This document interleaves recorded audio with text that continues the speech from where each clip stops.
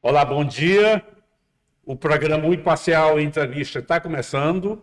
Hoje vamos conversar com o vice-governador do Maranhão, doutor Felipe Camarão. É uma figura muito conhecida desde quando começou a atuar na política e antes disso já fazia parte do governo, que não deixa de ser uma participação política.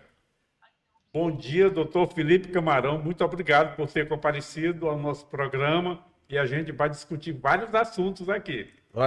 Vamos falar do passado, do presente e do futuro, né, Borges? Sim. Para mim é uma grande honra estar aqui com vocês. Eu tenho o maior carinho pelo jornal O Imparcial. Eu tenho vários artigos publicados desde a época do Direito do Consumidor, que eu fui do Procon, da primeira e da segunda vez, 2005, depois 2011. Né, eu publicava no jornal Aqui também, né, que também era do grupo Imparcial. E ser entrevistado por ti, Borges, ser entrevistado por ti, que é 55 anos, né, de jornalismo já. É um ícone do nosso jornalismo político hoje, mas já teve todos os editoriais, né? Sim, do jornalismo.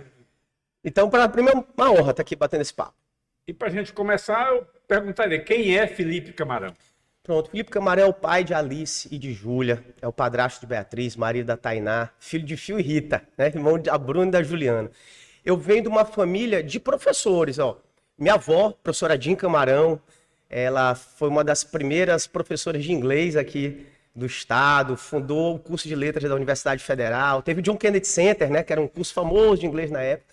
Com ela que eu tive minha primeira experiência. Com 16 anos eu comecei a dar aula. Era na Praça Gonçalves Dias, né? Era o Ila. Isso. Era o Ila.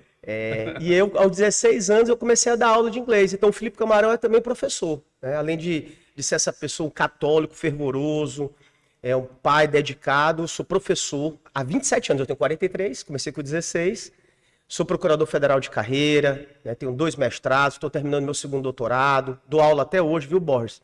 Amanhã de manhã, a gente está concedendo essa entrevista numa terça pela manhã, na quarta-feira pela manhã estarei em sala de aula. Aliás, hoje à noite também estarei em sala de aula, terça-feira à noite, sou professor, estou há 20 anos na vida pública, como você falou, em 2005, aos 23 anos eu tive meu primeiro cargo público de chefia, de gestão, que foi o Procon, no governo Zé Reinaldo. Salvo Dino era então secretário de Justiça e Cidadania, Sejusc na época, e eu fui superintendente do Procon. Depois disso eu exerci vários cargos, né? Fui para o Procon de novo, já com a governadora Rosiana, aí eu já fui gerente de defesa do consumidor na época, passei no concurso de procurador, fui assessor de desembargador, fui chefe de procuradorias, fui secretário de várias pastas e hoje estou vice-governador do estado do Maranhão, né? Então, como é que você chegou a ser essa vice-governadoria? Como é que foi esse acordo? Como é que foi? Você era secretário de Educação do governo Flávio Dino. Em 2026 se falou tanto de que teria havido um acordo. Que acordo foi esse? Eu sou fruto da gestão do governo Flávio Dino, sabe? Eu aprendi a política ali. Eu sempre exerci cargos técnicos. Eu nunca tinha sido nem filiado a partido político. E aí, quando foi, eu em 2020, depois das eleições municipais de 2020, eu nunca fui candidato a nada. Minha primeira candidatura foi a vice-governador. Em plena pandemia, né? Foi. Depois dessa eleição de 2020, plena pandemia, me despertou assim, poxa, o governo está acabando, sabe? O Flávio vai ter que sair em abril de 22, a gente tem um legado pela frente, a gente estava assim apesar da pandemia, e logo depois dela a gente intensificou o ritmo de entregas, Borges. Foram muitas escolas dignas, o melhor IDEB da história do Maranhão, valorização docente, escolas de tempo integral e EMAs. Eu pensei assim comigo. Eu que nunca tinha tido coragem, porque eu preciso te contar isso. Em 2016, em 2018 e em 2020 eu fui cogitado para ser candidato. Até especulado na imprensa, né? Em 2020 cheguei a ser cogitado, se eu ia ser candidato a prefeito de São Luís ou não. Em 2018, candidato a deputado. E eu nunca tinha tido a coragem, e o Flávio também sempre quis que eu ficasse no governo, para poder continuar o serviço na educação. Mas em 2020, né, depois que acabou a eleição, eu tive uma conversa com o então governador Flávio Dino. Eu falei, Flávio, eu criei coragem. Ele falou, rapaz, tu vai mesmo? Eu disse, preciso me filiar a um partido político. Foi aí que eu decidi me filiar ao PT, para ser candidato a deputado federal, na época, vai ser candidato a deputado federal. E ele perguntou, por que tu quer entrar na política? Aqui, respondendo um pouco da tua pergunta, por que você quer entrar? Por que tu quer ser candidato agora? Eu disse, Flávio, eu quero entrar para defender um legado. definir o legado. Porque eu tive a oportunidade, no governo do Flávio, de conhecer os 217 municípios, Borges. Todos sem exceção. Todos por terra, ia na sede, ia no povoado, entregava escola digna, entregava poço, entregava quadra, entregava biblioteca, escola de tempo integral, IEMA, repito. Então, isso me fez conhecer o Maranhão de verdade. Esse programa Escola Digna foi assim uma espécie de uma mudança radical na estrutura educacional do ensino fundamental nos municípios. Quantas escolas dignas vocês chegaram a construir no governo do Flávio? Foram 1.500 obras educacionais enquanto eu fui secretário de Educação. 1.500 obras educacionais, incluindo construções e reformas. Só construção do zero foram mais de 400 escolas que nós construímos na nossa gestão. Entre escolas municipais, escolas estaduais e transformações de escolas em tempo integral. Que não havia no Maranhão, né? Que não havia. Zero, né? Zero. Não tinha nenhuma escola em tempo integral. Fizemos a criação da UEMA Sul. Hoje são quantas? Hoje são mais de 200 escolas em tempo integral.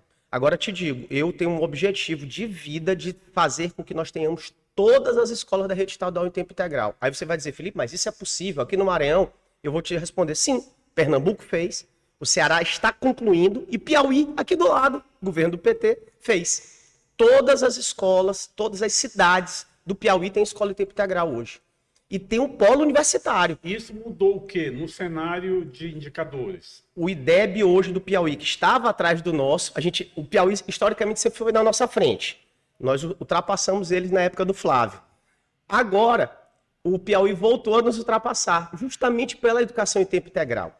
Porque a educação em tempo integral tem várias vantagens. A primeira delas, o pai e a mãe saem para trabalhar tranquilamente e a criança passa o dia todo na escola. Isso fosse uma creche durante o dia, não é isso? No tempo todo. Que tem que começar na creche em tempo integral. O meu objetivo é ter creche em tempo integral até o ensino médio. Isso é que é importante, porque você tira a criança da marginalidade, da criminalidade, entendeu? Vai ter atividades de esporte, de cultura, durante, né, o dia todo. E mais, segurança alimentar. Pouca gente se toca disso, mas tu sabia, Borges, que uma das características principais que tem é segurança alimentar, porque a criança sai com 3 alimentações por dia, coisa que em casa, muitas vezes ela não tem. Isso melhora também o desempenho, porque ninguém aprende com fome, né? Então, a gente começa a melhorar o desempenho escolar. Então, aí, em vez do estudante sair da escola e ir no outro turno para casa, às vezes o pai e a mãe não estão em casa, ou às vezes o pai e a mãe não são devidamente alfabetizados, não tem um ensino completo, ensino médio ou ensino superior completo, ele vai fazer o dever de casa onde? Na própria escola, entende? Vai ter monitor, vai ter projeto de vida. Isso faz com que a gente tenha desempenho escolar melhor e que a gente projete a vida desse estudante até ele entrar no ensino superior ou ensino técnico, profissionalizante. Sim, agora vamos...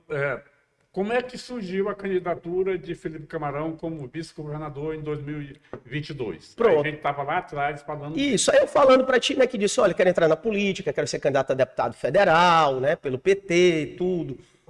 O Lula ainda estava preso na época, o presidente Lula. Aí o Flávio falou, não, o Lula vai ser solto, vai ser presidente, vai ser bom, eu vou ser senador, você vai ser deputado federal, a gente vai ajudar o presidente Lula. E eu confiei, claro, como confio sempre no Flávio, e aí me filiei ao PT e fiz a minha pré-candidatura a deputado federal. Naquela época, vamos lembrar, estava na dúvida de quem o Flávio ia apoiar, se ia ser o Everton ou se ia ser o então vice-governador Carlos Brandão. O Flávio fez de tudo até o último minuto, Borges, para poder unificar o time. E com a unificação, o vice seria indicado, obviamente, pelo senador Everton. Mas o Everton não quis, na época, fazer nenhum tipo de acordo. Preferiu ser candidato contra o nosso time. E aí foi aí que eu entrei. Por quê? Porque a gente precisava, e não só da liderança do Flávio, que estava muito forte na época, mas a gente precisava do apoio do presidente Lula. Então, como é que a gente fez para amarrar juridicamente e politicamente esse time? O PT indicando o vice, porque legalmente, quando o PT está na chapa, o Lula não poderia pedir voto para outro candidato, certo? Então, eu fui escolhido pelo meu partido, fui indicado pelo Flávio, o Brandão aceitou a indicação, e o PT vai compor a chapa como vice-governador com o meu nome. Aí eu abandono minha candidatura de federal e fui compor a chapa com o Brandão de vice. Naquele momento, praticamente rompeu. Sim, claro, até porque durante a campanha de 2022 ele chegou a fazer campanha com o Roberto Rocha para o Senado contra o Flávio, né? Quando perguntavam a candidatura a presidente, ele dizia, não, pode ser qualquer candidato, eu não tenho Essa falta de posicionamento, inclusive, acho que agora me a gente vai prejudicou. dar um salto lá para frente, vamos falar de 2026. Como é que está essa proposta de candidatura de Felipe Camarão ao governo em 2026? Borges, o Felipe Camarão não é pré-candidato de um acordo. O Felipe Camarão é pré-candidato a governador de um projeto. Foi feito o acordo? Foi. Foi feito o acordo. Mas não é só isso que move a minha pré-candidatura. Eu não serei pré-candidato só porque houve um acordo que está sendo até agora descumprido. Esse acordo foi, para a gente afirmar essa posição, teve a participação de Lula na formação desse acordo lá? De Lula, de todo mundo teve. Quando o Flávio foi conversar com o presidente Lula para indicar, o PT indicar vice, para ficar apoiando aqui a nossa chapa, foi dito tudo isso. Olha, vai ser a oportunidade. A sua entrada do PT também teve a ver com essa? Não, porque eu me filiei para ser candidata federal. A minha foi estar no lugar certo na hora certa. Foi uma circunstância positiva. Né? Eu ia ser candidato a deputado federal na época. Eu nem sonhava, porque no planejamento o Everton indicaria o vice, entendeu? Não tinha espaço para a chapa majoritária em 2022. Meu planejamento era começar a minha carreira política com o mandato de deputado federal. Agora, o que é muito importante, eu repito, eu não sou fruto, essa pré-candidatura não é fruto de um acordo, é fruto de um projeto. E aí eu te explico isso, porque foi dito para o presidente Lula sabe disso, tanto que eu não tenho absolutamente nenhuma dúvida quanto ao pensamento do presidente Lula para 2026, que será a primeira oportunidade que o PT vai ter de governar o estado do Maranhão. Você faz jornalismo e está na política há muitos anos. O PT tem 45 anos de existência. Nunca governou o estado do Maranhão, nunca.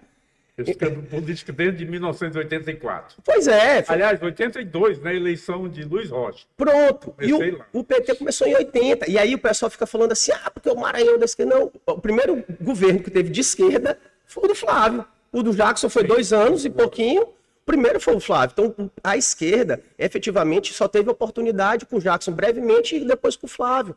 O PT nunca teve oportunidade de governar o Maranhão. O PT só teve 2 vice-governadores. O Washington, que quando poderia assumir o governo, preferiu ir para o Tribunal de Contas do Estado, e agora eu.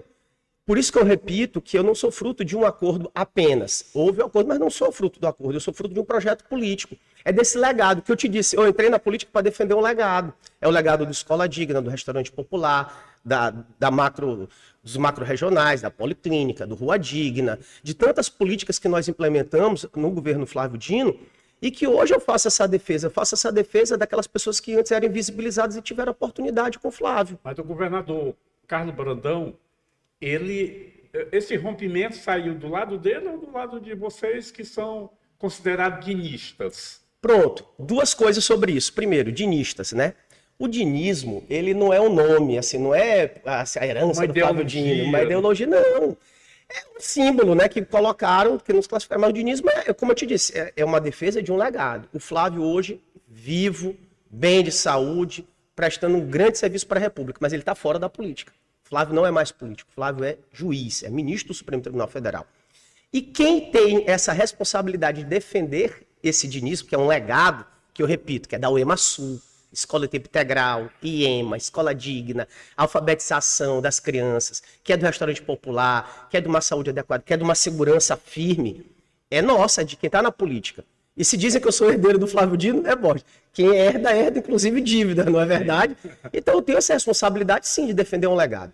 E com relação a qualquer rompimento de acordo, nunca houve rompimento de minha parte. Quem me conhece, você me conhece desde jovem, desde que eu nadava e era da seleção maranhense de natação, você conhece minha família, sempre fui de paz, sempre fui de conversa, de diálogo, nunca houve rompimento nenhum de minha parte, 0. Aliás, Borges, eu faço Vocês questão... nunca conversaram sobre isso? Nunca. Você e o governador? Não, nunca conversamos. O Brandão não fala comigo há meses, nem por mensagem, nem nada, ele simplesmente se afastou Quando ele de mim. viaja para o exterior, aí ele deixa o governo na sua mão e ele diz o quê? Não falou comigo das últimas 2 vezes. Manda recado pela secretária-chefe de gabinete, certo? Então, assim, não conversa. E da minha parte, eu nunca agi contra o governo. Sempre fui muito leal, muito correto. Olha, Borges, eu mandei fazer um levantamento. Eu até postei nas minhas redes sociais. Durante este período que eu sou vice-governador, vou completar agora quase 3 anos, né, no final do ano, eu assumi o governo por 69 dias. Ou seja, 2 meses e quase 10 dias em que eu fui governador em exercício. você não viu um ato meu ilegal, inconstitucional, de traição, de deslealdade. Pelo contrário, todas as missões que me foram confiadas, eu cumpri rigorosamente, até assinar decreto de redução de despesa, que foi um decreto antipático na época. Quando o governador me chamou para ser secretário de Educação, foi no meio de uma greve de professores, para voltar para a secretaria. Eu ainda fiquei um período com ele também. Em menos de 10 dias, nós acabamos com a greve da rede estadual. E eu cumpri rigorosamente todas as missões que me foram confiadas. Então não há nenhuma atribuição a mim de nenhum ato de deslealdade. Você acha que há a possibilidade de um retorno, de uma conversa, uma interferência, sei lá, do presidente Lula? Poderia uma diplomacia entrar nesse jogo para uma reaproximação do grupo? Tem se falado tanto em união, mas não tem união nenhuma. Bom, a política é a arte do diálogo. Eu costumo dizer que a saliva é o combustível da política. Da minha parte, eu sou absolutamente favorável a dialogar com todo mundo, muitas vezes até com aqueles que são diferentes, desde que nós tenhamos propósitos. Então, o acordo não é de pessoas, mas é de projeto. Agora, o que eu posso te dizer com absoluta tranquilidade, eu posso te garantir duas coisas aqui para você e para todos que nos assistem e todos que nos ouvem. Primeira coisa, eu não renuncio em nenhuma hipótese ao meu cargo de vice-governador, porque fui eleito para este cargo. Não existe nenhuma possibilidade de eu renunciar. Nenhuma. É um caso diferenciado do restante de quem tem mandato, né? Porque não precisa renunciar ao mandato para disputar qualquer cargo eletivo em 2026. Posso ser candidato a qualquer coisa. Né? Pode ser candidato. Então, essa possibilidade de não disputar o governo, poderia ser um cargo majoritário, senador, sei lá, vice-governador de novo, poderia ser... Posso. Eu costumo brincar que eu posso ser candidato até a papa, né? A conselheiro tutelar, qualquer cargo. Eu não preciso renunciar ao meu cargo de vice-governador para disputar nenhum cargo. Então, juridicamente, politicamente... Não, eu estou falando politicamente. Sim, posso disputar. Eu não preciso renunciar. E não vou renunciar. E a segunda coisa sobre isso é que eu sou absolutamente contra, aí falando de projeto, tá? Eu não estou nominando ninguém, não estou personalizando ninguém, mas eu sou absolutamente contra o projeto de familismo na política, sabe?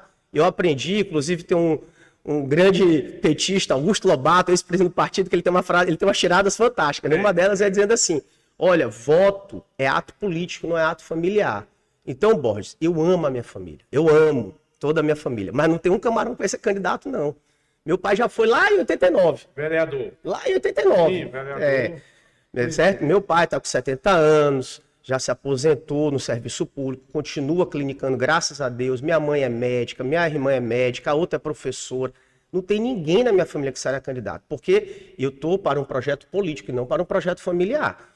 Então, assim, só deixo bem claro essas duas coisas, que eu não renuncio em nenhuma hipótese. E a segunda é que não estou na política para fazer conchavo ou para fazer familismo político. Eu estou para fazer um projeto político para o Estado do Maranhão. Você está aberto a um diálogo? 100%. Com o Brandão, por exemplo? Claro, com todo mundo da política. Claro, 100%. A gente tem que conversar. Eu acredito muito nisso. E tenho, antes de tudo, isso é muito importante também de ser dito. O meu projeto é o projeto do Lula. Eu sou do time do presidente Lula. Eu represento o presidente Lula. A minha preocupação, inclusive, de ser pré-candidato também, como eu disse, que não é só fruto de um acordo, é fruto de um projeto político para o Maranhão, é também para garantir palanque para o presidente Lula. Uma semana, o governador Carlos Brandão esteve em Brasília, um encontro com o presidente Lula, discutindo a política do Maranhão. Você, como do PT, certamente alguém do PT lhe falou por lá o que foi conversado sobre a política do Maranhão entre eles dois. Não, veja, eu respeito muito esses diálogos institucionais, especialmente de um presidente da República com o governador. Como eles não quiseram falar, quem sou eu para dizer alguma coisa da conversa, né? Mas o que eu posso garantir... Mas deu para pescar alguma coisa dessa conversa? Assim, a garantia que eu tenho, a certeza que eu tenho... Gleice Hoffmann, o povo que está lá dentro. O presidente... Não, mas a garantia que eu tenho, respeitada essa institucionalidade, repito, é que o presidente Lula com certeza deve ter dito: olha, eu quero meu time unido no Maranhão em 2026. É óbvio. E eu vou te dizer pragmaticamente, viu, Borges? Pragmaticamente. O Lula disputa eleições... O PT disputa eleições desde 89, certo? Com Lula até 2010... até 2006, depois a Dilma, né, em 2010, 2014, e o Haddad em 2018. Aí o Lula volta a disputar em 2002. O PT ganhou todas as eleições aqui no Maranhão para presidente da República. Todas. Todas. Agora, por outro lado, o PT é um partido relativamente, em termos de mandatos, é insignificante. Pronto. Né? Aí, por quê? Porque o Maranhão é um estado lulista. Tem 2 prefeitos em municípios pequenos, né? 2 prefeitos, agora, né? E na Assembleia Legislativa... Nenhum deputado estadual, só um federal, e um federal e eu que vice. não é histórico no PT, que é o Rubem Júnior. Isso, que veio do PCdoB. E que vem lá de trás do PFL. Pois é. O pai dele, ligado do PFL e tudo. Então, isso aí é um bom direcionamento que você está dando para projeto político. Projeto político. O Maranhão nunca conseguiu ter o PT como um partido grande. O Lula sempre foi muito grande, mas o PT não. O PT nunca foi grande. E agora, você acha que 2026 não é um projeto arriscado você concorrer ao Não, governo? porque, veja bem, vamos supor, uma hipótese, em que não haja um entendimento. E aí o presidente Lula vai dizer, não, então tudo bem, eu não vou me meter no Maranhão. Mas ele não pode fazer isso porque aqui é reduto dele. Pronto, aí dá até a resposta. Então, se vai ter o candidato do PT, O segundo estado mais votado, o que ele foi mais votado. e será mais ainda no ano que vem. Você mesmo está respondendo. Não tem como o presidente Lula não estar no nosso palanque ano que vem, porque eu vou ser o candidato do 13. É o 13 e o 13. É o mesmo número, inclusive, eu e ele. Juridicamente e politicamente, é impensável qualquer tipo de possibilidade do Lula não estar com a gente. Porque este é um time, é um projeto que nós defendemos há muito tempo. Vamos lembrar, quem no Brasil defendeu a Dilma contra o golpe foi Flávio Dino, que liderou isso quando era governador. Quem defendeu o Lula livre, enfrentando o Moro, inclusive nas redes sociais e tudo mais, foi então ex-governador Flávio Dino. Quem encabeçou no Nordeste... Ele foi lá em Curitiba visitar várias vezes. Quem encabeçou, quem liderou a campanha do Lula aqui no Maranhão, no Nordeste, foi Flávio Dino. Quem trouxe o Lula para o nosso palanque, Brandão e Camarão 22, foi Flávio Dino. Flávio saiu da política, mas nós continuamos com esse time aqui. Nós continuamos com esse projeto, o mesmo projeto de sempre. Essa que é a questão, Borges. Você perguntou, Felipe, quem rompeu o pacto? Nós nunca mudamos de lado. A gente sempre esteve do mesmo lado da luta. Sempre estivemos do mesmo lado da luta. E confiamos muito nessa liderança do presidente Lula para o ano que vem. Aí a candidatura é mantida, mas ela não é irredutível. Isso você falou. Não, a candidatura está mantida e é irreversível. Eu não sou irredutível na questão da pactuação. Sim. Na pactuação. Por quê? Porque basta a gente cumprir aquilo que foi pactuado lá atrás, que era, repito, que é um projeto político. É um projeto político, sem nominação, sem personalismo, mas dizendo, olha, é um legado que nós construímos em 2014, sem o palácio, sem força de governo, porque muita gente fica dizendo assim... Parceria, doutor Felipe Camarão, do governo federal com o Estado. Hoje, eu acho até que não posso afirmar isso porque eu não estou dentro do governo, mas eu sou um observador. Dá a impressão de que hoje o governo federal tem parceria mais forte com o governo do Maranhão do que na época do Flávio Dino. É verdade ou eu estou enganado sobre isso? Está certíssimo, até porque o Flávio foi governador 7 anos e 3 meses. Com Bolsonaro e Temer. Lado, né? E Temer. E Temer. Ele pegou 6 anos de Temer e Bolsonaro, entendeu? Então, o atual governador, Carlos Brandão, está governando numa época maravilhosa. Né, e céu de brigadeiro, porque está com o presidente Lula, com o carinho que ele tem pelo Maranhão, com o carinho que ele tem com os maranhenses, por todo esse histórico que nós temos. Todo mundo sabe do carinho que o presidente Lula tem com o ex-presidente Zé Sarney. Qual é a relação com Felipe Camarão, com Orleans? Boa. Nós sempre nos demos muito bem. Eu conheci o Orleans menino, né? Quando eu comecei no governo em 2015, o Orleans tinha 20 anos, era adolescente, né? Era um adolescente, ainda estudante. Então, assim, quando comecei a rodar o Maranhão, ele estava ali se situando, né? Um menino bom, correto, tranquilo, não tenho nada contra. Borges, eu não tenho nada contra ninguém, eu não tenho nenhum tipo de inimigo. Aliás, eu aprendi isso com o Zé Sarney. Ele disse que inimigo... ele não escolhe a gente que escolhe o inimigo, né? Então eu nunca escolhi nenhum inimigo. Eu não tenho nenhum inimigo, então isso aí não tem problema nenhum comigo, não. Por isso que ele vive 95 anos com a vitalidade que está hoje. Pois é, então eu sou desse, eu não tenho inimigo nenhum, não. Mesmo aqueles que eu não gosto por uma questão mesmo de caráter, de personalidade, eu prefiro só manter a distância e a vida segue. Sim, a questão aí das bancadas, aí já tem um grupo dentro da Assembleia que é contra o governo, esse grupo está mais ou menos do seu lado ou não? Não, mais ou menos não, está 100% do meu lado, 100% do meu lado. Aí eu vou te dizer, mais uma vez, não foi por descumprimento com A, B ou C, não foi por descumprimento com nomes, foi descumprimento com projeto político. Borges, olha só, nós estamos agora em novembro de 2025. Ainda tem escolas sem professores. Tem professores contratados que ficaram 5 meses sem receber.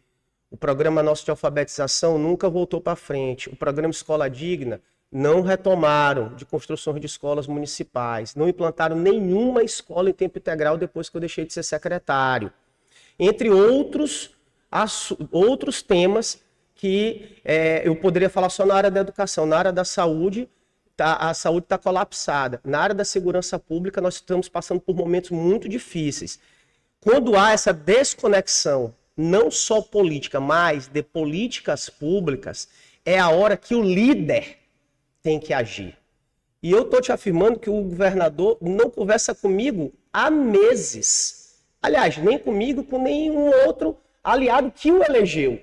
Prefere hoje conversar com aqueles que foram adversários e o combateram, que se dependesse dos atuais aliados, ele nunca seria governador. E se dependesse de Mical, de Aloysio Mendes e de outros, o governador não era Brandão, eu não seria vice-governador. Mas essas pessoas que estão sabe mais ou menos na sua relação com os prefeitos, pois não deixa de ser uma base que vai sustentar uma candidatura ao governo. Você teria contabilizado assim em termos regionais ou individualmente o número de prefeitos que poderiam lhe apoiar? Bom, eu acho que vai chegar a época da gente fazer isso, né? Da gente contabilizar, de fazer grandes eventos. No momento eu estou preferindo pactuar direto com o povo. Nas suas andanças pelo interior? Simples. Retomei os diálogos pelo Maranhão, que o Flávio fez em 2013 e 2014 na pré-campanha. Eu estou fazendo novamente os diálogos. Por quê? Porque justamente eu entendo que é uma defesa de um legado, é uma retomada de um legado. Não é uma cópia, não é uma repetição, mas é a retomada de um legado, de uma luta que nós construímos juntos. Eu repito, contra o Palácio. Que muita gente fica dizendo assim, Felipe, se você está sentado na cadeira, não tem chance. O Flávio não estava sentado na cadeira. Todo mundo acha que o Palácio nunca perdeu a eleição. Isso não é verdade. O Palácio já perdeu a eleição. Sabe quem ganhou a primeira vez do Palácio? O Flávio Dino saiu da política, mas a política não saiu dele. Não, está fora da política. Observa isso. Não, o Flávio está fora da política. Ele não dá nenhum pitaco sobre as coisas que estão acontecendo. No máximo que eu converso com o Flávio é sobre futebol, sobre literatura e sobre direito. Outro dia eu pedi para ele um texto sobre direito digital, processos estruturantes do Supremo Tribunal Federal, sobre política, a gente não conversa nada. O Flávio tem um muro ético muito forte, então isso a gente não conversa. Mas eu estava falando que a oposição já ganhou, sabe quando? Tu vai lembrar, em 65, oposições coligadas, Zé Sarney ganhou, do então governador Newton Belo, de Costa Rodrigues, Sarney derrotou o Palácio. Em 2014, o Flávio derrotou Rosiana, governadora, e Edinho Lobão. Olha, 2 sobrenomes, Sarney e Lobão, fora do Palácio. Então não é que o Palácio ganha sempre as eleições. Dinheiro apenas e estrutura para governador não resolve 100% a eleição. Sabe por quê, Borges? Eu duvido alguém mudar um voto de um lulista para um Bolsonaro, ou de um bolsonarista para o Lula. Porque o candidato de presidente, o eleitor entende que é dele. E isso se repete para governador. Qual é a sua plataforma, que você já deve ter um esboço de alguma coisa para falar, ou para anunciar, ou para colocar na campanha? 3 grandes eixos que eu entendo para o Maranhão. 3 grandes eixos. O primeiro e principal, claro, que é a educação. Óbvio. Eu não entendo o desenvolvimento do Maranhão, a superação da pobreza sem educação. Quando eu falo de educação, não é só a escola digna, não é só a criação da UEMASU, não é só nosso legado. Eu estou olhando para frente também. Borges, o Maranhão talvez seja um dos únicos estados em que as universidades não participam das políticas públicas, do planejamento, do monitoramento e da execução. Então nós temos que trazer para dentro do governo UFMA, o EMASU e outras instituições particulares. Mas o EMA foi considerada a melhor universidade do Maranhão agora. Claro, semana, né? Claro, e a gente tem que explorar isso, a gente tem que pegar quem produz ciência. Olha, Eu fui conhecer a Marandu. Ficou à frente da Federal, né? Sim, e eu fui conhecer a Marandu, que é a Agência de Desenvolvimento da UEMA. Se faz pesquisa de altíssima qualidade. Esses mel própolis que se vende na farmácia, sim, a UEMA produz de uma abelha africana, um mel vermelho que tem aí, que tem na região ali de Barreirinhas e tal, e ninguém sabe o que eles estão fazendo, pô. Altíssima qualidade, muito mais barato do que se vende na Drogazil da vida, sabe? Alta qualidade de tecnologia. É o segundo produtor de mel, o Maranhão, né? Pronto, mas não estão nas nossas farmácias. Não estão nas nossas farmácias, não estão ainda devidamente industrializados. Vou te dar outro exemplo. A soja. Eu tive recentemente, estou com o vídeo pronto para ser postado. O Maranhão hoje está produzindo muita soja. Muita. Região sul, na região dos Cocais, eu fui em Caxias, viu? Num armazém de soja, lá na região do Baixo Parnaíba. Mas o óleo de cozinha que você utiliza na sua casa, vem de São Paulo ou vem do Paraná. Só que a soja é daqui. Tu imagina, a soja sai de navio, vai para lá, industrializa e volta. Em Caxias ainda tem o Babaçu também, que produz óleo. Pronto. E cadê a indústria para fazer isso aqui? Sabe? Cadê uma Impasa da vida, uma Eneva da vida, uma Alumar, uma Vale? A gente tem que trazer mais indústrias para cá, para fazer horizontalizar a nossa economia, gerar emprego e renda. Para isso, a gente tem que cuidar da educação. Aí volta para o eixo principal, educação. Visito fazendas. Os fazendeiros me disseram, Felipe, eu não tenho maranhense para operar máquina pesada, para ser mecânico de máquina pesada. E eu estou pagando 15, 20 mil reais. Ele tem que trazer gente de fora, porque não tem essa qualificação apropriada. E eu estou falando de agronegócio, hein? Estou falando de agronegócio. Então, primeiro, o eixo é educação. Segundo, produção. A gente tem que investir no agronegócio e na agricultura familiar. Um não exclui o outro, um não ofende o outro. A gente só precisa tratar isso de forma como política de desenvolvimento para o Maranhão. E o terceiro grande eixo é o turismo. Aí no turismo eu coloco cultura também, cultura e turismo, porque, Borges, você viaja. Mas o que só tem no Maranhão? Aqui no Maranhão é o nosso centro histórico. Não tem outro lugar no mundo. O que só tem no Maranhão? O nosso Bumba Meu Boi, nosso Capuriá, nosso Tambor de Crioulo. O que só tem no Maranhão? A Chapada das Mesas. O que só tem no Maranhão? Lençóis Maranhenses. Isso, tratado em conjunto, vira uma potência maior do que o Ceará e muito maior do que o Rio de Janeiro. Aí, para isso, o que a gente vai precisar dentro desses três eixos? Infraestrutura. Nossas estradas têm que estar boas. Elas têm que ficarem boas. Têm que ficar boas. A gente precisa de segurança. O turista não vem para cá se tiver com insegurança. A gente precisa de um sistema de saúde adequado. Então, você vê que são três grandes eixos, mas que tem outros que perpassam por isso. Certo? E o principal deles, na minha opinião, que é de forma mais humana, é a inclusão. Eu quero ser o governador, viu, Borges, das pessoas com deficiência. Eu acredito muito nisso. Porque eu ainda acho que nós somos uma sociedade excludente das pessoas com deficiência. Você vê Vou falar mais simples, um cadeirante. Bote um cadeirante para passear aqui em São Luís. Não tem como. Faça uma caminhada. Mesmo que você mora aqui perto, venha caminhando da sua casa para cá. Mas se você for para o Rio, para São Paulo, você anda um bocado. Ciclovia não tem aqui. Entende? Então nós precisamos investir nisso. No Maranhão, não falando só de São Luís, não. Mas a gente tem algumas particularidades aqui em São Luís que a gente pode fazer bastante. Doutor Felipe Camarão, acho que nosso tempo chegou ao fim. E você está... A Rádio Imparcial está bem, você pode fazer a tua despedida aí. Eu te agradeço muito, Borges, pela oportunidade de ter conversado aqui no Imparcial Entrevista, ter falado um pouco sobre o que eu penso para o Maranhão, né? As razões de eu me tornar pré-candidato a governador. Eu repito, não é uma pré-candidatura irresponsável, não é uma pré-candidatura a qualquer custo, é uma pré-candidatura de projeto, de legado, não é uma pré-candidatura de nomes. Certo? Mas é uma candidatura em que eu quero o Maranhão para todo mundo, para todas as famílias, para todo mundo ter oportunidade. Porque foi isso que o Flávio construiu lá em 2014. Quantas pessoas entraram na política através do Flávio? Quantas pessoas tiveram essa oportunidade? Então, e eu tenho essa sensibilidade, Borges, de ter vindo de uma família de classe média, ter vindo de uma família que é daqui de São Luís, mas é de Viana, também a família da minha mãe já é de Viana, né? Baixadeiro, foi do Tibel. A minha avó e a minha bisavó tiveram que sair de Viana lá na década de 50, de 40, por falta de condições, tiveram que ir lá para o Rio de Janeiro buscar condições melhores de vida. Isso eu não quero para quem está agora no Maranhão. Eu quero que a gente tenha, sabe, oportunidade de geração de emprego e renda para a juventude. Eu quero que a gente tenha um polo universitário em cada cidade, para que o maranhense não precise sair da sua cidade, porque antigamente, tu lembra que tinha que sair até para fazer o ginásio na época? Aí depois teve que sair para fazer o ensino médio. Eu não quero para precisar sair. Se quiser, sai. Se quiser, garante oportunidade. Mas a gente tem que dar oportunidade para as pessoas. Eu acho que a principal palavra é oportunidade. Eu quero que as universidades estejam perto da gente. Eu estava falando da Marandu, da UEMA, que tem um polo de inteligência artificial fantástico. A gente tem que trazer o empreendedorismo para o Maranhão, Borges. A gente tem que sair dessa era aí do século XIX, que o Maranhão ainda se encontra em várias áreas. A gente tem que levar isso lá para o pescador, lá para o litoral, lá para o agricultor familiar. Eles querem tecnologia também, só que querem isso a seu favor, não querem contra, sabe?